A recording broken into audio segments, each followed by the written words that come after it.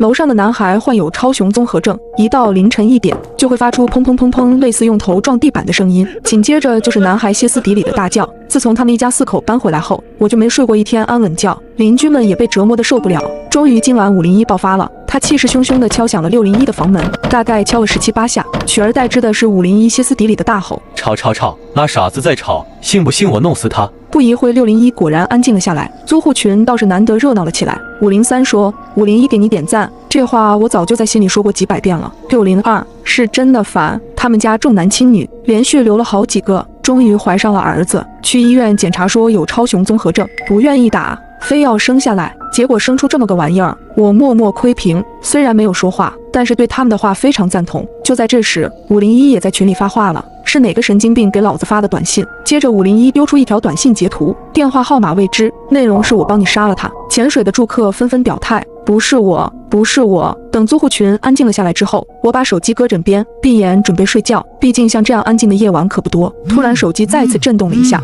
是602发的消息。今晚601真的好安静，安静的不正常。你们说那个超雄男孩该不会真的被杀了吧？203立刻接话，怎么可能？那家子重男轻女，把儿子当宝，谁要是把他们儿子杀了，他们不得发疯和对方拼命？501却说，就那个傻子死了最好。501的话得到了503和402的强烈附和。不过话虽然这么说，503还是弱弱的问601，该不会是真杀人了吧？要不我们找个人上去看看？别看平时大家聊天聊得嗨，可真到了这个时候就没人说话了。我想了想回了句，要不再观察几天，万一是超雄男孩生病了呢？503回复，好吧。在接下来的3天里，所有人都只看到了601的夫妻俩，没有看到超雄男孩，也没有听到超雄男孩吵闹。这天下班回家的时候，一只小手突然拉住了我的袖口，扭头一看，是601的小女孩，她是超雄男孩的妹妹，穿着一身红裙子，长得怪可爱的，和那个超雄男孩简直一个天上一个地下，正可怜兮兮地看着我。她悄悄对我说：“姐姐，我家真的死人了。”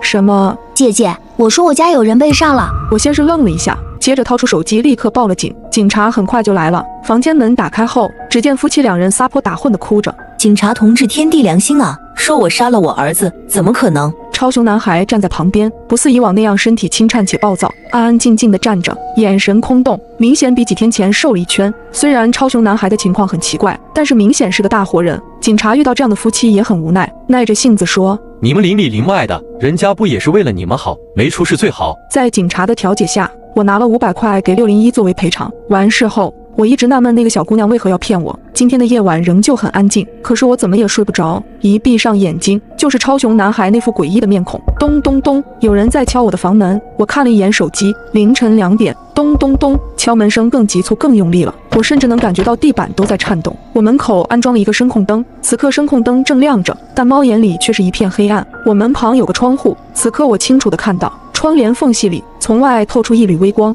也就是说声控灯依旧还亮着。有人挡住了我的猫眼，我一点点靠近窗户，慢慢撩起了窗帘。我看见一张明显不对称、长着痤疮苍白的脸贴在玻璃上，他正用那双死鱼一般的眼睛狠狠盯着我。是超雄男孩，我吓得连连后退。当我再次鼓起勇气看向猫眼时，一个黑影缓缓从左边凑近，是一只眼睛。那眼睛在猫眼外往内看了半晌，这才远离。我终于看清楚了他的样子，他是601的男主人。